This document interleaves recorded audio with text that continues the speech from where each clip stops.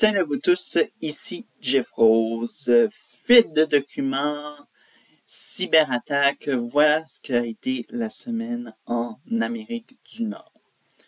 Pour plus commencer en ordre chronologique, si vous le voulez, tout ceci a commencé par une fuite de documents au Pentagone aux États-Unis et petit à petit, ça s'est progressé vers le Canada, soit avec une série de cyberattaques.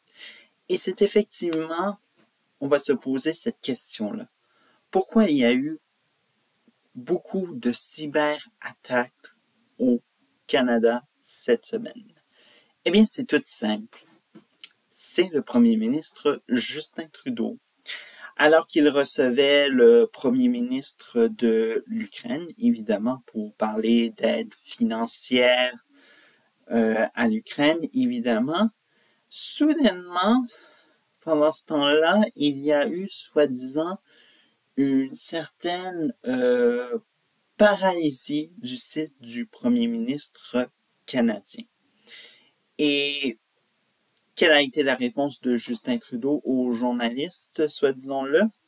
Eh bien, il ne faut pas se laisser distraire et tout ça, bon, pour dire que c'est juste une distraction pour parler, évidemment. Et Justin Trudeau, dans sa forme qu'il a dit, eh bien, les pirates ont compris quoi? Eh bien, qu'on pouvait tout simplement continuer le travail, évidemment. Le lendemain, alors donc, Justin Trudeau a dû un peu regretter sa réponse aux journalistes à propos de la paralysie de son site. De toute façon, il était encore indisponible le lendemain.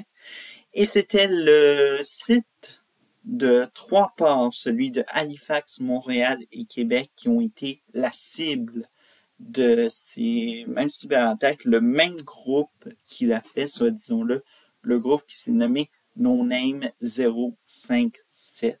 Bref.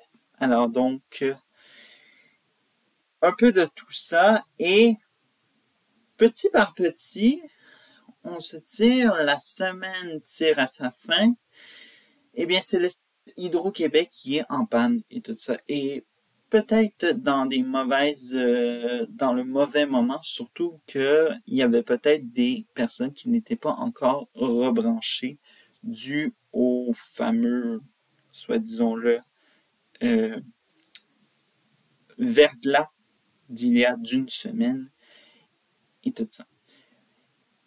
Bref. Alors donc, non seulement on a l'attitude du gouvernement, mais aussi, étant donné que c'était des pirates qui provenaient essentiellement de la Russie, eh bien, dû au contexte de l'évasion russe en Ukraine, certains ont dit que c'est peut-être une nouvelle tentative d'attaque de la Russie pour, soit disons-le, nous faire, pour arrêter le soutien à l'Ukraine. Bref. Alors donc, il y a plein de choses qui ont été dites et tout ça, jusqu'à ce que soudainement, on a,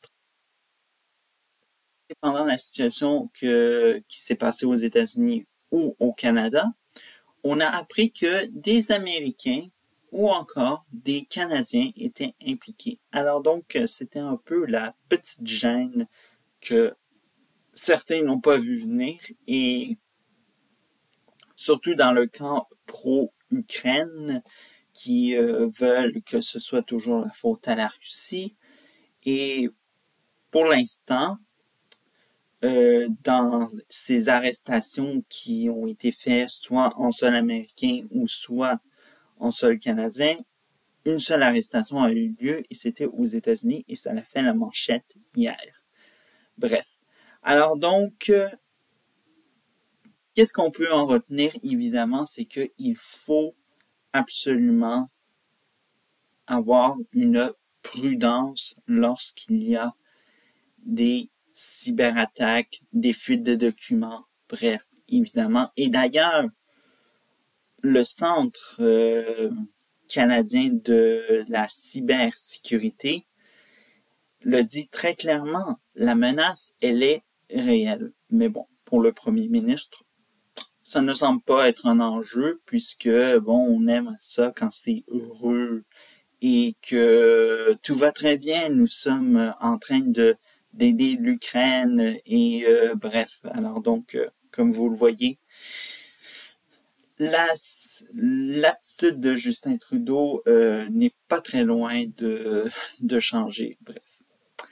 Voilà ce qui complète cet édito. On se retrouve dimanche prochain. À bientôt.